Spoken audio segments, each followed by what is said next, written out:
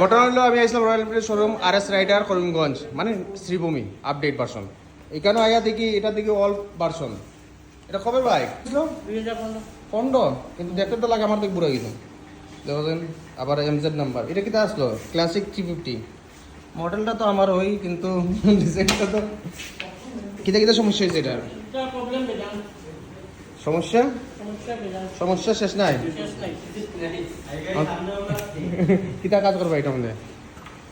কিটা হইছে? কিটা কিটা কেসে এটা? কিডনি লিভার কিডনি হ্যাঁ এরপর তো জেনারেল এই ট্যাঙ্কি কি খুললা দিকে স্প্রে দিছো তুমি? দেখছো নি 15 গাড়ি হলে এখন 25 চলে 10 বছর পড়ে না কিতা বা স্যার 10 বছর পড়ে আপনারা কিতা করে এটা এদিকে আমরা কিতা করে সকার ব্যান্ডটা কিতা সোজা করতে পারছো না চেঞ্জ করছো তে কি মেকানিক ছিল তুমি এটা কোন ধরনের মেকানিক ছিল? না না ব্যান্ড হইছে যদি সোজা দেখাই দিই ব্যান্ড হইছে তো সোজা করতে পারছো না দেখাই কিতা করবে তোমরা